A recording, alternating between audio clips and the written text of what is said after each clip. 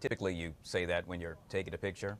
You know, that whole cheese thing. You're supposed to be smiling when I say that as well. Well, if that happens to be you, and you got to keep in mind that during the holiday season, well, a number of professional and amateur photographers should really be cognizant and really think about something in general. In this case, we're talking about how taking a particular picture could probably or possibly get you in trouble with the law.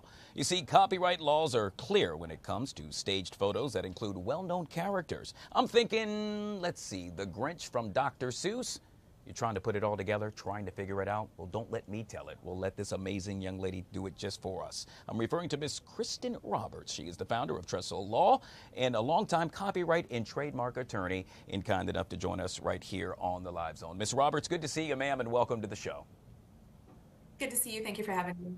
Thank you for being patient. I want to talk about this because this is something that so many folks overlook. And I'm just thinking about the mere fact of when I leave here today, I'm probably going to take a stroll, look at all the holiday decorations, and perhaps there might be a little Grinch or Dr. Seuss there, and I take a picture of it. But then yet some way, somehow, I can possibly make some money off of that. Let's say I post it here or post it there. I could be really up the creek without a paddle. Yeah, I think the main issue comes when you're trying to use those characters in a shoot for commercial purposes. So oftentimes you will take a picture of yourself with your kids and you'll be out front, you'll see a little setup, a Whoville setup or a Grinch setup, and you'll want to take a picture in front of it and you post it to your social media. That typically is going to be no big deal. It's just for your personal use. The problem comes when you try to then stage these pictures and then you offer them for sale. So if you are a photographer offering staged Grinchmas or Grinch photos, you can really find yourself in hot water with Seuss Enterprises because you have to license those rights in order to be able to sell those types of photo shoots. Yeah, this is amazing to me. I mean, you would think it would be somewhat common sense, but then again, I would have never thought about this. And I'm so glad that you're bringing it to our attention. How often does this happen? It happens more than you would think, especially with well-known characters. And I think with social media, it becomes even more challenging because things go viral. And when something goes viral, there becomes an opportunity to make some money off of it.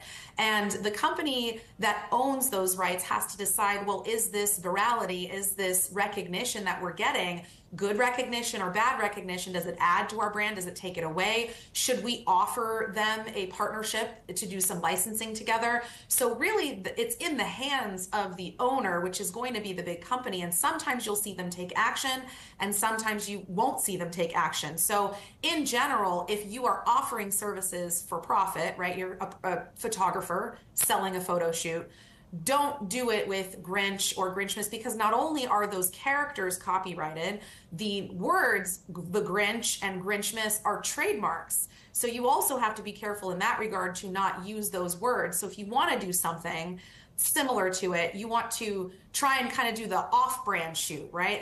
If you notice during Halloween, you'll see some Halloween costumes that you can buy that don't necessarily look exactly like the character, but they evoke the character. That oftentimes is how a lot of companies will get around having to license. All right, so what if I turn out to be the Grinch and I accidentally commit this no-no and then I'm contacted? What repercussions should I seek? What can I do in order to fix this? Well, oftentimes they will seek certain things. Normally it's going to be a license. They will oftentimes threaten you with a lawsuit saying, hey, you're going to owe us attorney's fees and costs and, damages. Really, statutory damages are the big one. They can be, upwards of $120,000 per infringement.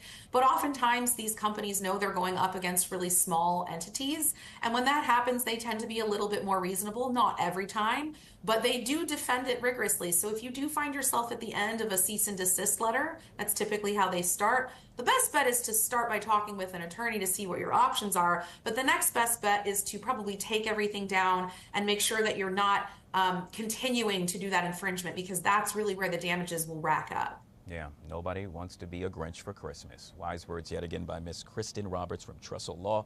Truly a pleasure to have you on the show, ma'am. Thank you yet again for being patient. Thank you. All right, guys, we'll take a quick break and we'll be right back.